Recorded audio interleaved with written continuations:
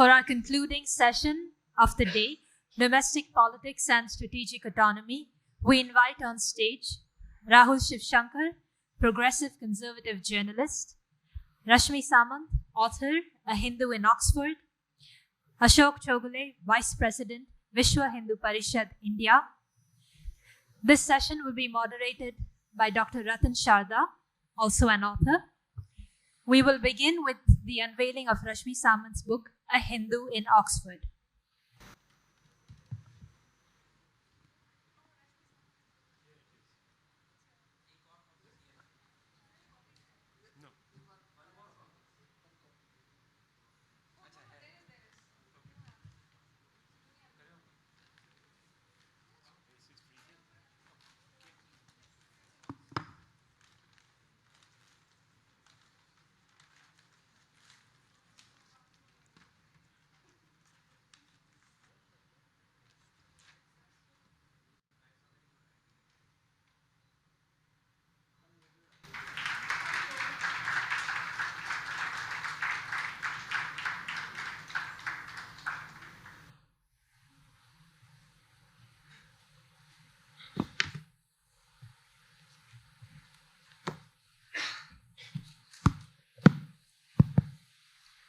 First of all, I congratulate the young author, Rashmi, for a book. And I'm told selling well, so congratulations, Rashmi. Then we have Rahul Shivshankar coming out of his wilderness after some weeks. So welcome to Rahul, back on the front foot. Thank you. Thank you. A lot of people were missing him. So I think they will have good show from October 2nd, as I'm told. Thank you very much. On Network 18. The topic today, as I see,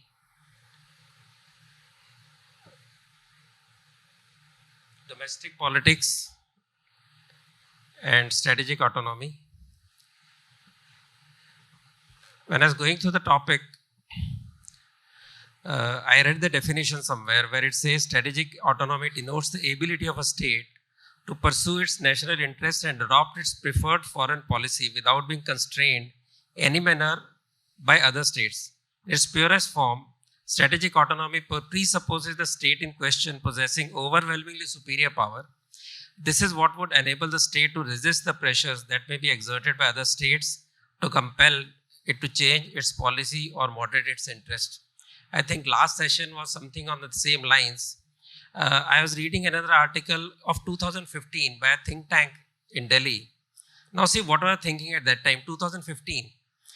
It follows from this that regional powers like India are destined to be ever less strategically autonomous. 2015, not 1947. While they may express the aspiration to be strategically autonomous, their ability and willingness to practice it are likely to be inconsistent and variable. They will resist external pressure to change their policy or moderate their interest on core issues of national security irrespective of the cost involved. Then the author goes on to tell how we compromised on autonomy on various issues. I'll not get into that. In effect, the practice of strategic autonomy is a function of the power capabilities possessed by a state and of the structure of the international system in a particular historical era. While strategic autonomy is the ideal that every state aspires to, the most unlikely to either possess the necessary power capabilities or enjoy a favorable international environment to practice it. Given this reality, redefining strategic autonomy could prove more harmful than beneficial. If the politics is the art of possible, then political wisdom demands the best not be made the enemy of the good. This was the kind of timid and defensive approach we had on strategic autonomy. Now, from where does it come? From seeking validation from erstwhile masters. We had Lieutenant General Mountbatten as our chief of the country which Jinnah refused.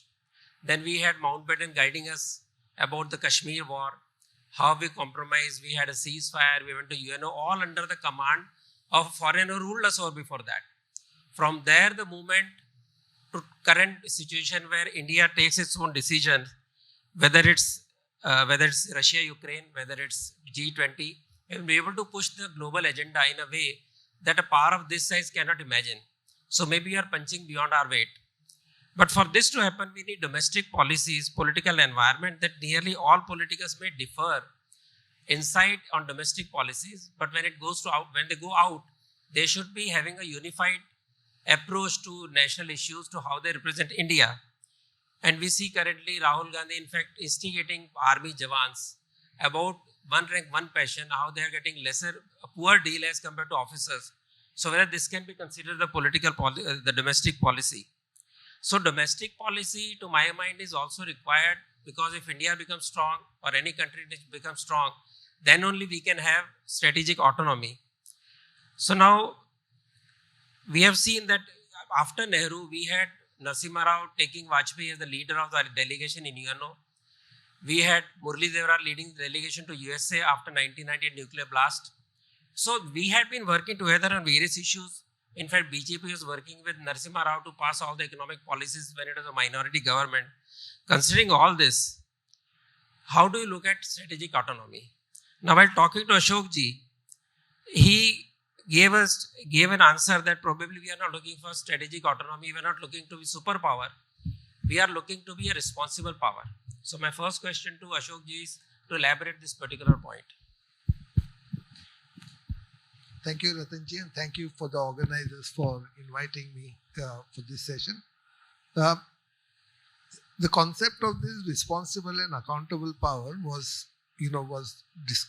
first brought to my attention, at least, in a speech or in a Bhavdik that Bhaiyaji Joshi, who was then the General Secretary of the RSS. And then when I thought about it, I thought like it was such a simple and at the same time powerful concept. You see, what is a superpower, first of all? Superpower by its very nature becomes a bullying power. Otherwise it is not really a superpower. And a superpower always tries to get people on its side, okay, not because it wants to do something for it, but it wants something them to do for it, for the superpower. And when you have two superpowers, then there's always a competition. And competition always leads to tension, which we have already seen. An accountable power and a responsible power is something that anybody can be. It doesn't have to be size-wise. It doesn't have to be even, say, population or by any stretch, any size. Because you contribute, you become responsible to the extent you can. And if you cannot over there, other people will help you to becoming responsible power.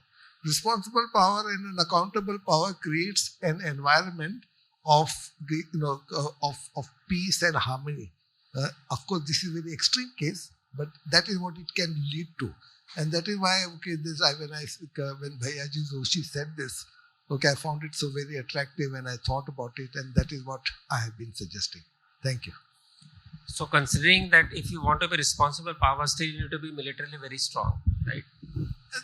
Okay, I think what are the terms of a responsible and accountable power? Because the first time I heard it, some 4-5 years ago, and I have not heard anything. What are the parameters of it? We can discuss. Does it have to be military strong?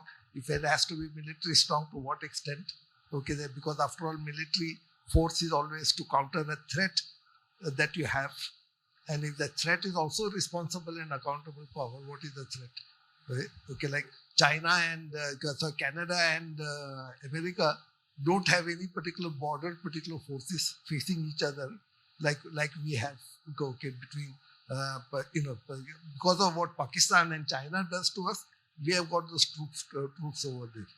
Yeah, and America has got this big arsenal of forces because there's a threat, or whether they say that Russia is a threat or Russia says it's a threat, that's a separate issue which we can talk about. China is a threat, so they have to have that power.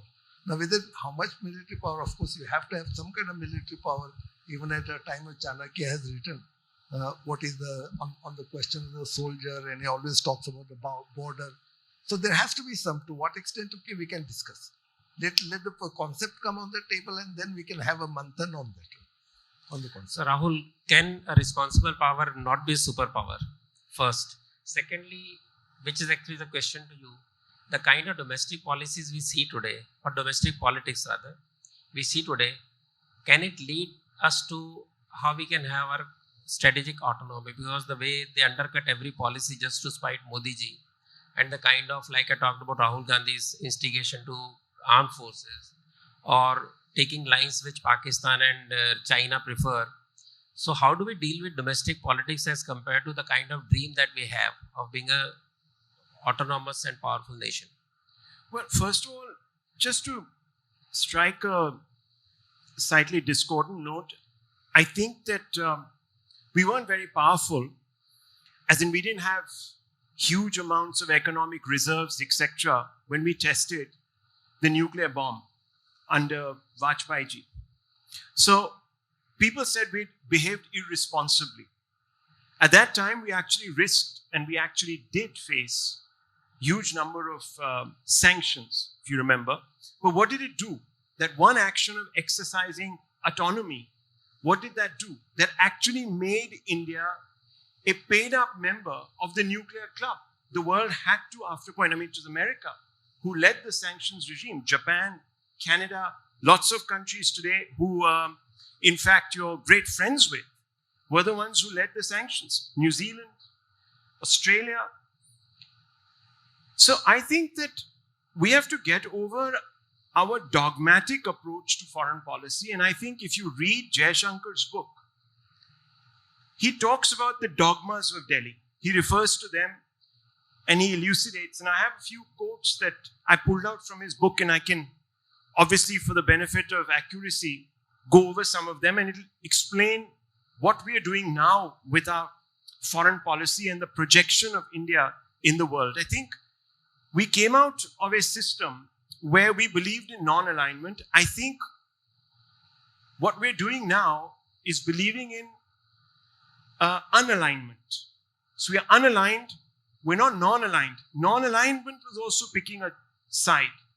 And that we did because we were in this sort of bipolar world where there were two hemispheres, contending hemispheres, and we said that, okay, for reasons of being anti-imperial or perhaps socialist to the extreme or what have you, we've decided to pick our little stream, and we want to be a bunch of countries that want to speak to the two powers and tell them that, look, there is something called a global south, which we are doing today, but we articulated it very differently at that time, and we picked our own side.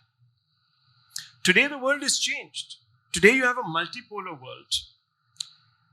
It's a world where you don't have one principal superpower, so to speak. You have many powers. All of them want to do business with each other on their own terms for their own interests. So you have different groupings doing different things, involving different nations, sometimes overlapping memberships, because each one of them wants to extract mileage. It's a very pragmatic approach. Now, whether that is born out of the fact that, you have deglobalization, so to speak, or nearshoring, or, other basic impetuses that we are seeing around us, that time will tell. But the world is flatter, and you have many different countries who excel in different ways, have different capital to fall back on, or reserves of maybe sometimes, technology or weapons or, whatever, trade, economy, whatever. So you have a situation where I think countries like India are doing business, and there is also contradiction. So you have a situation where you're members of, the great Quad, but when it comes to sort of simply underwriting US expectations, when it comes to Ukraine, you're not doing that. So let me just very quickly quote what Mr. Shivshankar has said in his book, and I think it's really interesting. He describes this strategic autonomy as advancing national interests by identifying and exploiting opportunities created by global contradictions. It's an important term.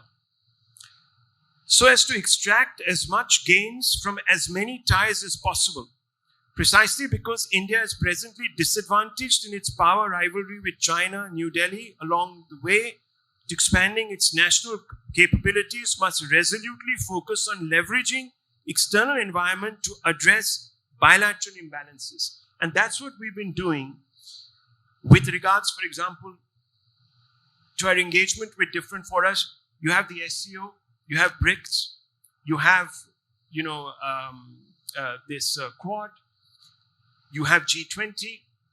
So if you really look at it, I think irrespective of what our politicians back home say, because they're still caught in this dogma of, oh, should we put all our eggs in the Chinese basket or should we put them in the American basket? I think no one in the strategic, at least on Raisina Hill, so to speak, is looking at the world from that perspective. So I think we as politicians, I mean, not me myself, but as politicians here domestically need to shed the dogma and stop viewing the world as a zero-sum sort of association and binary, where, okay, if you're with so-and-so, then you're obviously against so-and-so.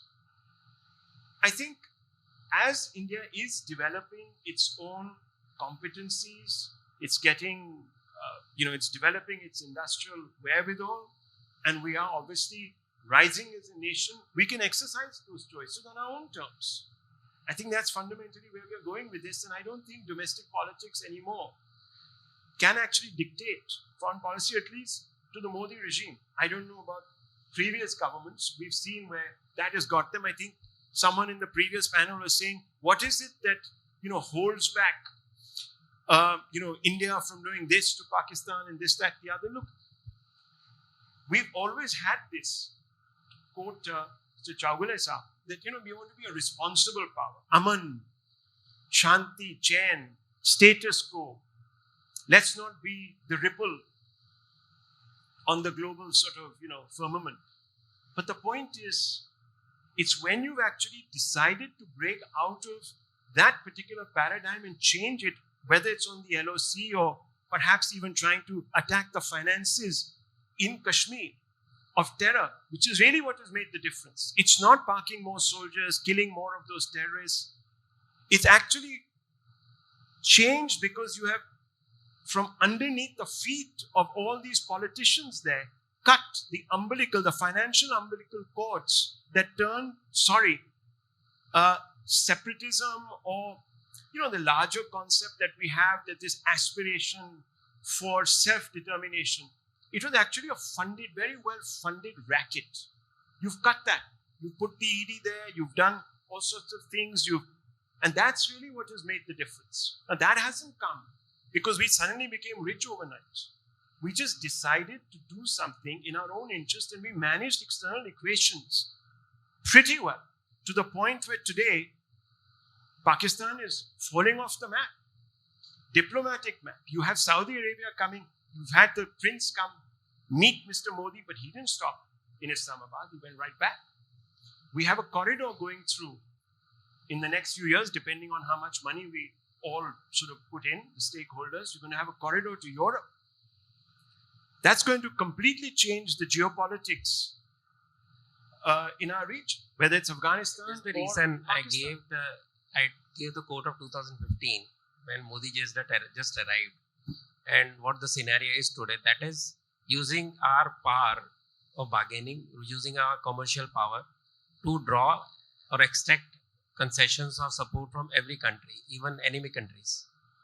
Actually, till about a decade and a half back, Pakistan leveraged its geography. Today, we are leveraging ours. I think that's really been the difference.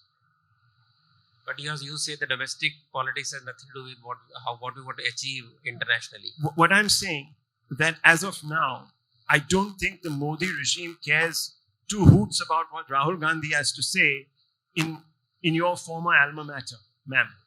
I don't think that really makes a difference. I don't think it's making a difference to anybody, because we're already seeing the basic red flags that are being raised by all these individuals in various fora abroad are not being heeded by, at least the G20 powers. They were all here. I mean, we've had Saudi Arabia here. If we were externing our minorities, if we were putting them in concentration camps, if there was a massive genocide going on, do you think Saudi Arabia would be, or UAE would be be willing to do business No, with but India? they succeeded during that Nupur Sharma episode. So I will just as a side. Look, I think there is something called also strategic restraint. There are certain issues on which you can take a very strident position, and in some you can say, okay, we'll take a little bit of a, hit to the chin. We'll swallow our pride because we'll earn goodwill. I think that is where things have actually, I think it was a very pragmatic move. I did write against it. I don't think that we should allow, especially Middle Eastern nations, to judge us. But that is where I on talked about standards. domestic politics impacting our foreign policy. But it didn't affect our foreign policy. We've actually deepened our associations. And we've also been able to actually ring fence, in some ways, Turkey. If you really look at it, in the Islamic world, there are two contending powers really for influence today. There's Iran and there's Turkey. In So that basically, particular... what you're trying to say is that we have been able to take advantage of our global status today as a huge market, as a huge commercial powerhouse or economic powerhouse that people want to deal with us, and we're taking advantage of that rather than being just good boys or trying to follow Nehruvian line or being peaceful and being good to everybody. I think we've engaged different countries, different ways, and we've made it worth their while. I think that's what's really changed. So Rashmi, since you have released your book today just now, and where you talk about education and education institutions, my question to you is that in terms of strategic autonomy, when we have a colonial mindset, see the many state governments have refused to implement new education policy. Now, if you don't implement new education policy, you're talking of 35-year-old education policy, which basically follows the colonial mindset. If we have colonial mindset, can we have strategic autonomy?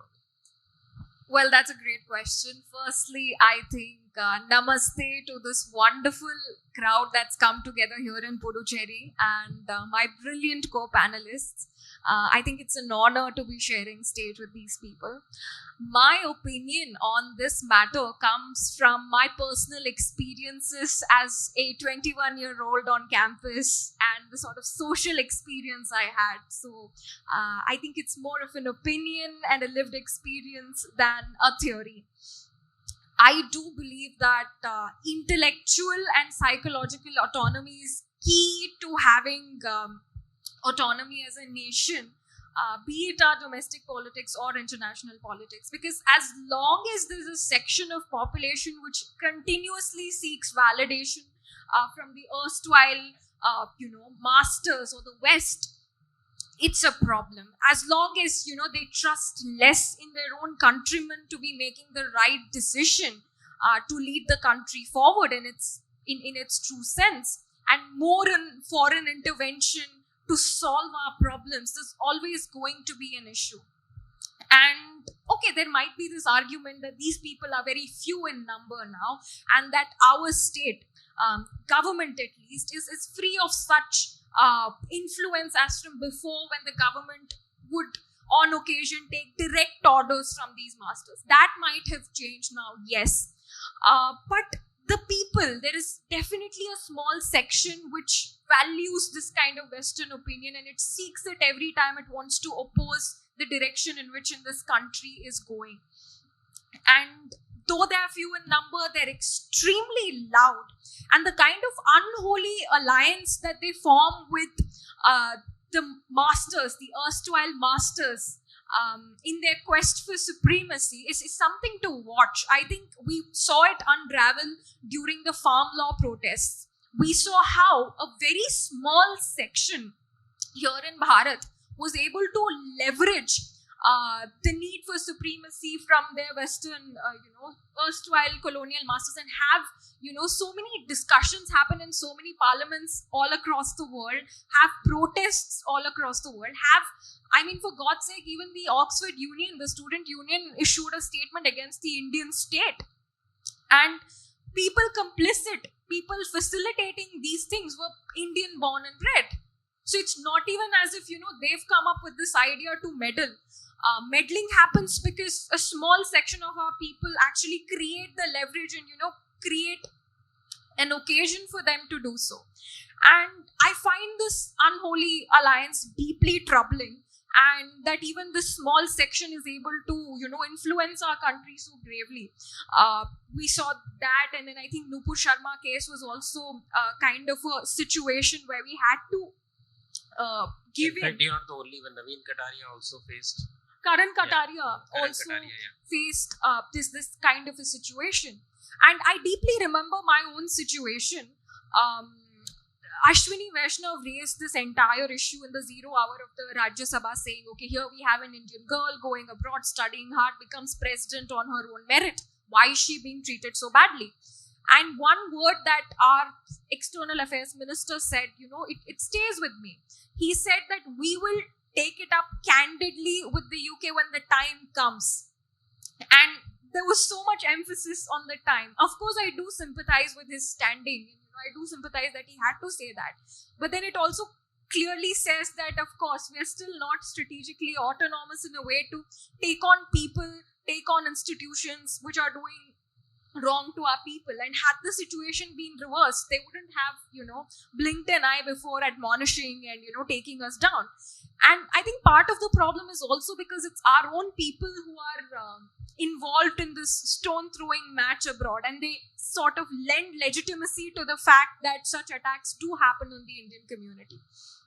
But all said and done, I do believe that our people are doing extremely well given the constraints, and the next couple of years is only, I'm sure that the situation is going to drastically change, and there's going to be a time when we're going to stand them down on every small issue, and we don't have to go back. To give you some consolation, it is supposed that even Europe doesn't have autonomy, strategic autonomy. Yeah. It has to look at USA. It has to say look at what the it has US. to say. Even Australia has faced the same problem. Japan actually is supposed to be being directed by US all the time after World War II. But we have come out of it. I surely believe it. And you want to add something to that? What she said? Yeah, of course. Please. On the concept of this accountable power. First of all, I think what we in the Vishnu the Parishad always say, ahimsa is an option that is available to the strong. If you're weak and you get hit and you don't retaliate or don't fight back, it's because you are weak, not because. But other side has to know that you're strong and you will not retaliate. That is the true concept of ahimsa. So even like say when we say sarva dharma samabhava, is a concept that is applicable if only everybody says it's sarva dharma samabhava. One person cannot say the sarva dharma samabhava. Everybody else says sarva dharma is not samabhava. Okay, so when you talk about this concept, it's a concept that I would like to see. I would like to see it being discussed, and I'm not saying that I'm not describing it, but at the same time we have to carry the big stick also. So this Aman ke Asha and everything again goes against the concept, I would believe, about this being able to be a responsible and accountable power. Leaving that aside, as I said, but how does that thing affect our domestic policies? If you to see, I think this Ratan, I think given two very good examples of the cooperation that was there when Narasimha Rao sent Atalji to the United Nations to put India's case forward on the table over there, and at the same time when the nuclear particular issues problems that came about, I think those issues that when Milind Devra was sent by Atalji to Murli Devra. Sorry, Murli Devra. Yeah, Murli Devra was sent. But that, can those particular cooperations can happen today? I don't think so. And I think our latest particular example of what Rahul Gandhi has today done, with the soldiers. My problem on what Rahul Gandhi has done is there has not been any pushback into that particular what is called an intellectual circle. At least not yet. It has been nobody's talked about what he done was actually what he said, effectively calling the soldiers to mutiny against the officers. Being extreme, but to make a point.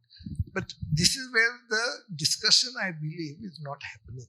The discussion that should happen at a forum outside the electoral politics or even outside the party politics.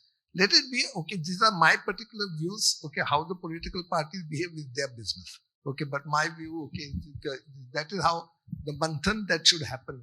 Okay, that is that has not happened. And when that happens, okay, superpower, okay, can, whether we are, go towards superpower, responsible or accountable power will come through a manthan.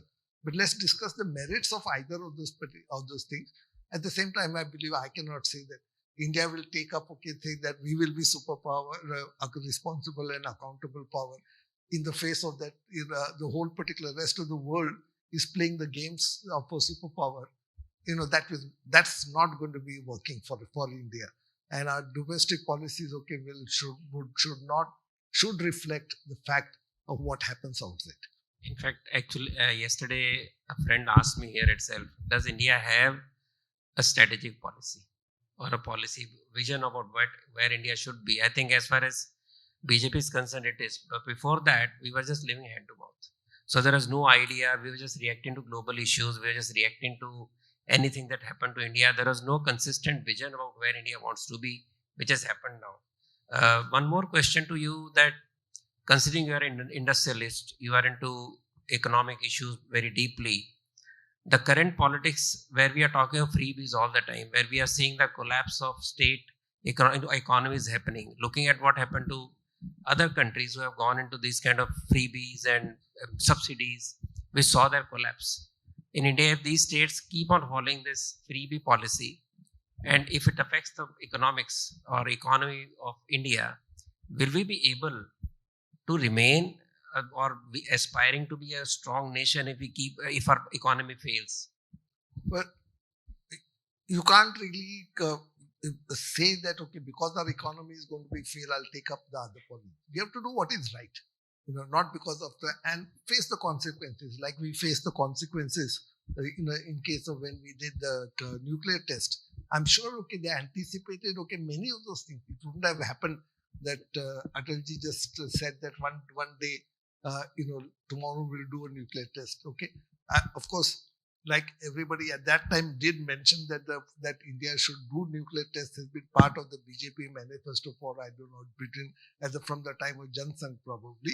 But as they say, no analyst, okay, reads the manifestos of the political parties, and therefore they became surprised. But that a part of their thing. But the one thing that I like, okay, today's, at least I'm just, sitting in Mumbai and Goa and watching a few, television program, not the live ones, but listening to what, say, people like Shankar has said, people like saying Vaishnav has talked about, and many of the other ministers, okay, what they talked about, and sometimes, and even the chief economic advisor, I think yesterday when he on our television that he mentioned that the policies of related to reaction, our country's economic reaction to the pandemic was a thought out process.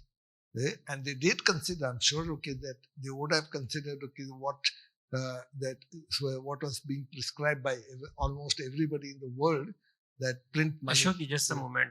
One is the central economic policy, the central government. Other is the state level policies which are hurting the economy in a big way in coming years. Yeah, okay. I think probably so in that case. Yeah, it becomes a very too broader topic, okay, for me to come in and take too much time over there on that one. So I think restrict to the central policies. And of course, it does affect state policies will also affect here. But just to give, why I'm mentioning that what our earlier chief economic advisor said, that the policy, what India would be doing in reaction to the pandemic as far as the economic policy was a thought out process. It wasn't really, say, whereas worldwide everybody was saying knee jerk reaction, say print money. I think it was very good, and I've said that time also you would have heard many other particular people in the government talked about, okay, what the process they went through, and they did have saying that we will do this, wait for it, okay, and then react, okay, and if that does not happen, what we will do next, and if this happens, what we will do next. That's the sense I got, okay, from listening to them. And I think that the sense that I got, I think, is by and large correct. And we are seeing that effect of it, of those policies vis-a-vis the policies taken by the others. Even if you to look at that, how we reacted, people talked about the lockdown, what can be called the draconian lockdown for definitely for 3 weeks that was there, and which was extended for another 3 weeks, but not as particular strong. Like being in the company, okay, this we know what we went through. After the 3 weeks, we were able to, for the first 3 weeks, okay, we had completely stopped our production. Our industry was not of a type that needed to be, had to be kept on producing as some of the other industries had. But after that 3 weeks, okay, we were allowed to start production. And, the only reason why we had to do in a phased manner was because a lot of the labor and other resources, okay, had to be restarted. The whole supply chain had to be restarted. But I felt, okay, that it was a very thought out process, and it was it has hindsight, okay, I think we can say that it has turned out to be a good process. Everybody, I think, did particular impact suffering that was there, including, I think, we can see our policies related to the vaccination. I think, I would say quite unique compared with others, with other nations, and we didn't succumb, okay, to the pressures that were being sought to be brought out on our particular government. And overall, I would say, yes, it was that economic policies handled well. And you can see that today also I've extended, okay, what happened in G20. There's one, just the other day I read a very nice comment which said that media had projected that in China, Xi Jinping not coming is like sort of a slap on the face of Modi. Okay, not just India. They use the word, they termed it as Modi. Somebody commented it was more like a spat, okay, that happens in a high school cafeteria rather than anything in geopolitics. And I think it turned out to be that. Okay, Xi Jinping, okay, was not here, but China signed the document. So what was, in fact, the same particular person said that if the Chinese president was here and the Russian president were here, there would probably be distraction, okay, from getting to the main policies. Right? So in terms of, okay, hindsight, you can say perfect vision, but the steps that were taken, I think, what I would say thought out, okay, quite nicely. And I think the consequences of each of those particular steps that they took, I think there would have been a robust internal discussions. Now, I'm not privy to those discussions, of course, but that's the feeling that I get. Rahul, since Chowgule ji dug the question of domestic state-level economic policies, which can result in tailspin of economic decline of some states, leading to a lot of chaos, which can result in the vision we have a very strong India, economically very strong, which could affect our autonomy also, in the sense of decision-taking capabilities overall. So would you like to take that question? And secondly, my question to you after that is whether media can play some positive role in creating some kind of consensus, some kind of harmony in political discourse. Because today media has become kind of, pitched warfare place in the evening. So evening is totally jousting people, shouting people, and everything being opposed. As compared to that, can media can play a positive role in creating an environment which has discussion, but doesn't have antipathy with each other. So what do you like to state? So two questions, one on state level economics, other on media, because you have gone through those phases and you'll again face those phases where you will find more animosity than discussions. Okay, so let me just speak about the first question first, address that. Look, I mean, there will be people who will turn around and say that there might be policies even implemented by the central government that are not entirely focused welfareism. That there is a certain amount of I wouldn't say lining the pocket of the electorate because that's too generalized a statement, but the 3 farm laws, for instance, which were pulled back under pressure. You sort of also brought in the international dimension there, but I think it was more domestic electoral pressure and farmers and their interests, etc. Now you're off-taking a lot more wheat from and paddy from Punjab at it's fairly exorbitant costs, and you're also extending a food subsidy, etc., that you had put out during COVID times, and that continues. And I don't think the government's going to withdraw that till the elections are over at the very least, or maybe not. So I think that, look, there is obviously going to be a tendency in a democracy to try and win over constituencies by giving out all sorts of dole. I think the test really is whether you are doing it as throwing good money after bad, or is it going to create not dependency, but is it going to actually empower? I think that's what you have to really look at, the outcomes of that spend. What is it actually doing? I think where the Modi government has been smarter than other governments, barring a couple who have done a good job at the state levels, is that they have given impetus, which is not really created that much dependency. It has actually allowed for various people to stand on their own 2 feet, become consumers in economy, rather than just becoming dependents. So I think there's been a bit of a virtue cycle that has been created. And we've seen, according to certain figures, that 400 million Indians were pulled out of extreme poverty in the last, decade and a half. So it began with the last years of the UP. Unfortunately, they couldn't really use technology in the way that the Modi government has done to target subsidies. Maybe because there was lack of will, or people were just, making a lot of money, as you know, funds were being diverted. I've done stories on how PDS grains were being diverted in huge numbers to the black market. So, look, setting that aside, there's always that scare. There's always that fear that if you spend responsibly, it's going to haunt you. And obviously, if you become a broke economy, then you lose your strategic autonomy in different levels. Most importantly, negotiating better deals for yourself. But coming to your second question, look, I've always said that I think, first of all, we over-amplify the influence of TV, electronic, the box, the idiot box, so to speak. There's a whole plethora of media in this country, and they're putting out all sorts of commentary, informed or otherwise, and it covers a lot of bases. So if we just stop basically looking at prime time, those 3 or 4 hours in the evening, as the predominant or the superset. Just a moment. I'm not just talking of prime time. That is one thing which creates a lot of disharmony. I'm also talking of the entire day, the way news is covered. Yeah.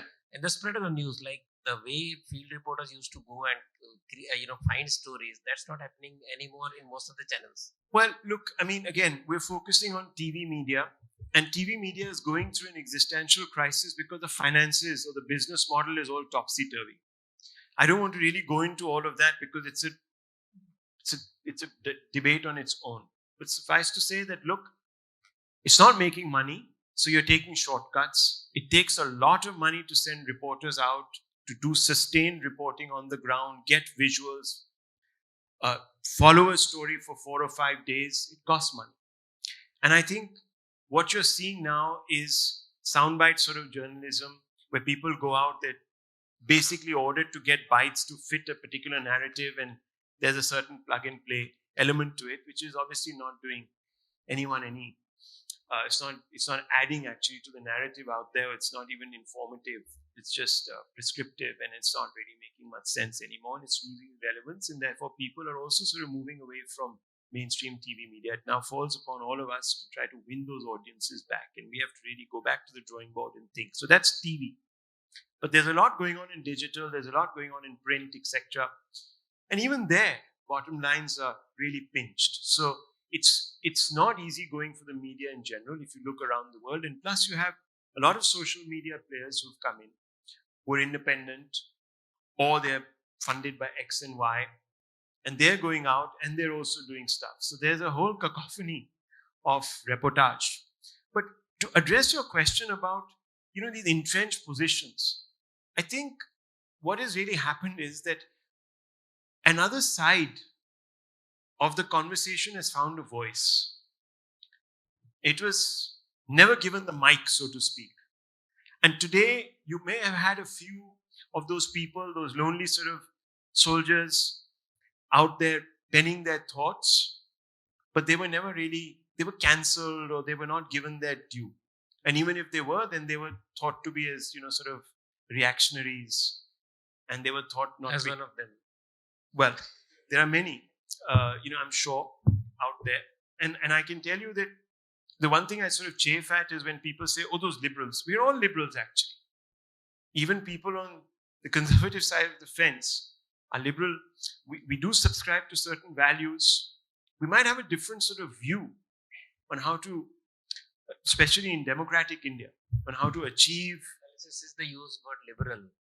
14 journalists have been marked, and you may be added soon if you join. So that is not liberalism. So liberalism word has to be snatched away from the so-called liberal. Exactly. People. So, exactly. The pseudo-liberalism, or call it what you want, or hypocrisy. So I think what we're seeing right now is another bunch of entrenched players who fear that maybe they will get out-talked or out-heard by the other side, which has finally come to the table, and for a variety of reasons. Mostly because there's an audience now that wants to hear them, and an audience that is acting on what they're saying. So I think there's that also happening, the feedback loop. So I think we're becoming actually, paradoxically, a more democratic space. And I think what you're seeing, this particular blacklisting, etc., I'm not in favor of it. I think if you really want to shut down an anchor who's talking, BS, then I think you should just present an argument which is more intelligent. And I think you'll expose that anchor. And today, you can even, if you're not allowed to speak, as some people suggest that they're not, well, then you can go out there and you can say, look, this is where I was shut down by this particular anchor.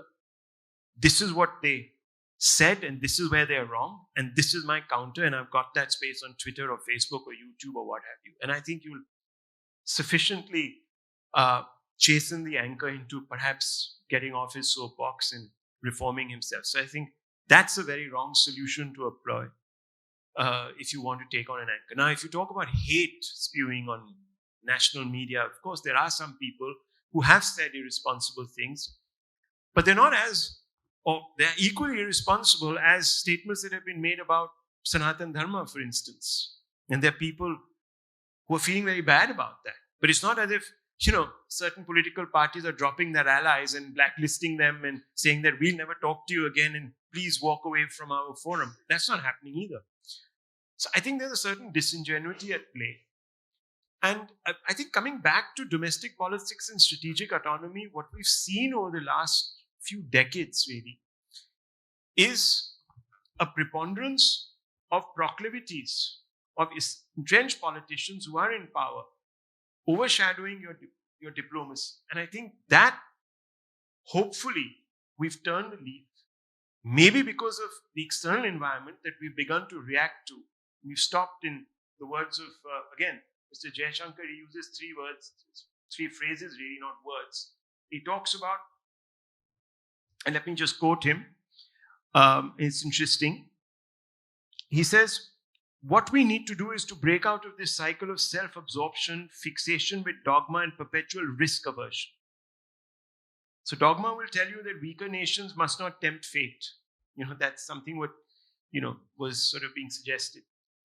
So where did that get us? As I'm trying to suggest to you, with the nuclear test is a classic example of a so-called weaker nation, sort of breaking out of the dogma that was, we need to be responsible actors on the world stage. And we sort of gave the keys to 5 nations as if they were the most responsible actors. The P5 countries, that only they could have. Was a caste system, a nuclear caste system, as if they were, their DNA was more responsible or made them sort of predisposed towards not using or proliferating nuclear weapons, when actually that's wrong. They were just monopolizing nuclear weapons, in technology, etc. Today, we've seen many other countries acquire it. Some, obviously, through means that, and through those P5 countries. So there you go. I think what we've actually found is a voice. We've sort of decolonized our mindset, so to speak, and we've tried to break away from, imposed, perhaps labels that we've sort of taken too seriously about our own selves. Ashok, do you think the kind of vision that current government has on strategic autonomy, does the opposition have that kind of vision that you can see, or you feel they will fall in line in coming years? I really can't answer that. It's not a topic that I'm I like to follow. But at the same time, I think what I said when I said there's a manthan and there's a well thought out process is something that I have personally experienced, in my particular work related in Vishwa Parishad and the way we discuss things, and even within the Sangh. There's a process that which is being followed and which I kind of admire. I may not nuances, I can understand. But that process seems to be getting followed with Modi ji and and his whole team. I think he's leading that particular process. One time, I heard Amit Shah make a statement that this Modi ji wants to discuss things, but probably a little bit. I wish he discussed it a little bit less, not so much as he wants to discuss. The point that I'm making there is that I think there's a process that is there, and I think I personally feel, I'm not saying that I have no particular inside knowledge and I don't want to get into that particular area where I can acquire that inside knowledge.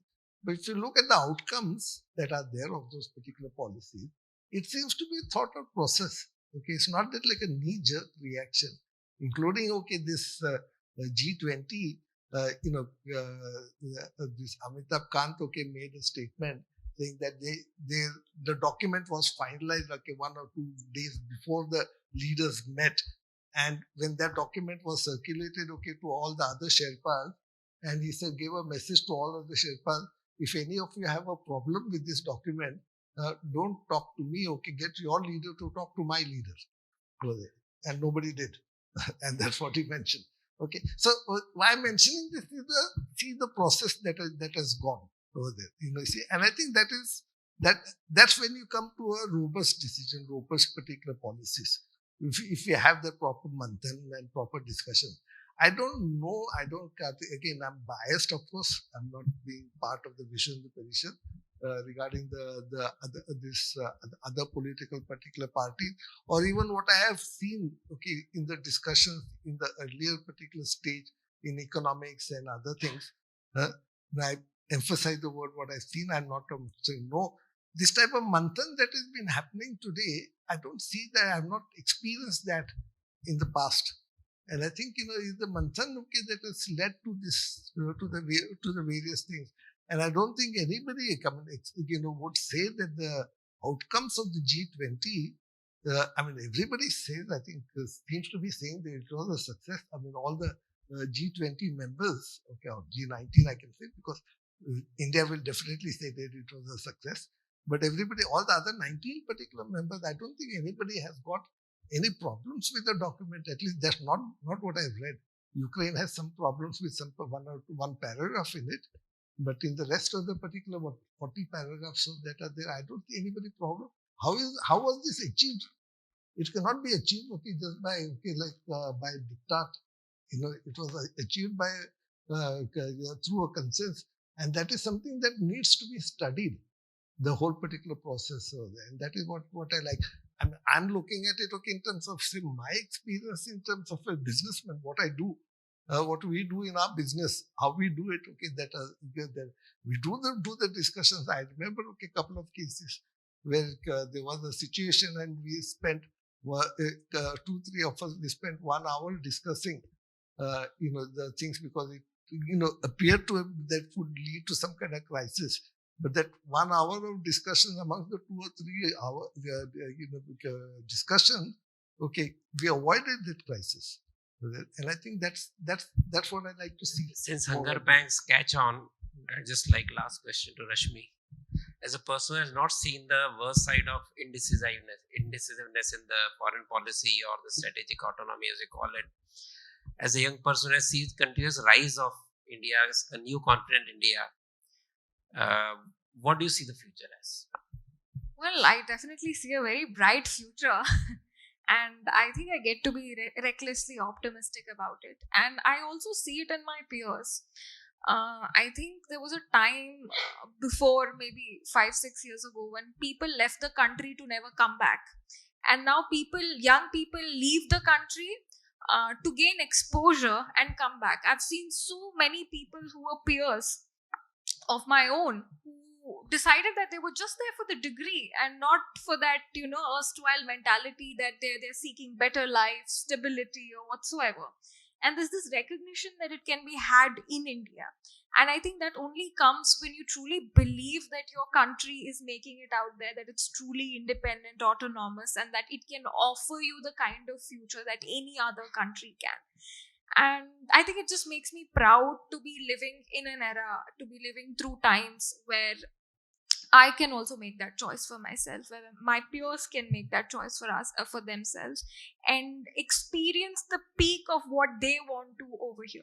I do see certain gray areas, in the borders. I certainly do, because I definitely believe we are a membrane as a world with the sort of globalization we have, and popular culture does have a means to get into our heads, and the films cannot be stopped, the kind of popular media discussion cannot be stopped. But irrespective of that, there is so much hope, so much positivity, and the negativity is just maybe the fringe 10%. And that's the future. And I'm really proud and happy to be a part of that kind of a future. Your concluding remarks, Rahul. Oh, I think everyone has said,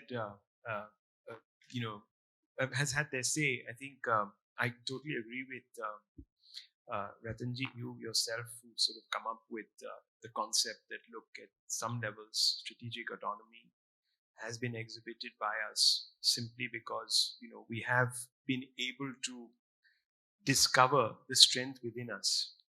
I just want to end by saying that what India is doing today is actually working to strengthen the framework of globalization. What China is doing is actually to weaken it. We are building bridges, and a few decades back in the last century, they were building walls. I think that's the difference. So, I am very optimistic, and I think that in a multipolar world, or let's say in a flatter world today, that's the way to be. And I think that's where the world is one. Vasudhaiva Kutumbakam, our philosophy works very well, because we've done that intrinsically with our diversity here at home. There's no one big pole, right? So we were able to build bridges internally, and we're just taking that experience abroad. And that's one of the reasons why today there's goodwill for India, and there's respect for the decisions we take. I mean, I don't think anyone in the world will grudge the fact that India hasn't backed the US in Ukraine. No one will say that that is, historical non-alignment. It's not that we were sitting on the fence. That's the wrong way of looking at it. We've actually taken a position that we don't have a position in Europe because their fight is not our battle. That's a position, and that comes through confidence. A little bit of what you were saying. So I leave it at this. I think we've had a fantastic On a discussion. positive note, the people are feeling hungry. If anybody has a question, any hunger for more response, please go ahead. Yes, please. Yeah. So look, we seem to have this big problem, right, which has been over the last few years working, writing articles that we have been mentioned. We were all worried about it. I think what the G20 has shown is that worry was probably not required, that we have managed to do it. However, to this, I think this morning or something, I saw Arundhati Roy talking about a genocide happening in India and so on. Do you feel that as we grow in clout and stronger economically, militarily, everything, that's going to be less of a problem for us? Okay, so the greatest number of war crimes have been committed by a country that rises constantly in the defense of freedom. It dropped 2 nuclear weapons. It's the only country to have actually used nuclear weapons. It napalmed a country flat, killed children. It waged 3 wars when you would think that it is prohibitive to do so. It has externed and eliminated people and toppled regimes across its own borders in its own so-called sphere of influence. And that country today is perhaps the one that is defending us against the hegemon in our backyard. Think about that. We have not even come close to that. In fact, if anything, the people who are accused of carrying out the genocide after partition, the only community that has been targeted in 3 or 4 different states is the Hindu community. I'm talking about Punjab, when you were pulled out of buses and lined up and shot. We've forgotten that. I'm talking about Kashmir, where I hail from, at least half my family. I'm talking about several other states in the northeast, sir. I talk about the proselytization that happens through all other means, constantly. That is a genocide by, silence or whatever you want to call it, deception or call it what you want to. So I think the time has come when we stop bothering about what others are saying about us. In this world today, as Mr. Chowgule was also saying, that if you have a certain capital, social, economic, you will win the argument. Capital can't be built in countries that are riven by this kind of, sectarian so-called warfare that is being. You've seen any country that has had significant sectarian strife? Look at Pakistan, Bangladesh. Now, of course, what is happening within 4 of their ethnicities? What's happened to Pakistan? China is not up there anymore economically. Why? You have to start asking yourself, why is she so insecure? Frontiers are coming much closer to these countries. They're within them. So I think that we shouldn't bother about all of this. I think we should focus on what we are doing. There will always be a 5th column. There have been a 5th column all through history. You look at the Roman Empire, it's been there all through history. If you act in a manner that conforms to your own, value systems, and you're transparent, you'll be okay. With this, we close the session. Thank you so much for everybody. Thank you. Thank you, Rahul. Thank you, Rashmi. Thank you, Ashok ji. Namaste.